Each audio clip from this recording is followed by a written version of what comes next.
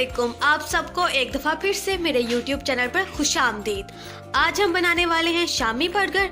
तो उसके इंग्रेडिएंट जो है वो हम देख लेते हैं। सबसे पहले जो है ये देखें, ये जो है आलू, ठीक है, ये फ्राइज़ के लिए मैंने काट लिए हैं। एक दो आलू शायद मैंने काटे थे, ये दो आलू मैंने फ्राइज़ के लिए काटे हैं। और इसके बाद जो है ये सलाद पत्ता है, ये आप देख सकते हैं, ये इस तरह, ये ठीक है, ये सलाद पत्ता है। और थोड़ा सा आगे जाएं तो ये मैंने बंद गोभी और गाजर को जो है वो मैंने चॉप कर लिया है। और इसके बाद 2 अंडे, मायोनीज एंड केचप, ये जो है ये चीज़ें हम यूज़ करेंगे बर्गर बनाते हुए। और साथ ये है चिकन शामी।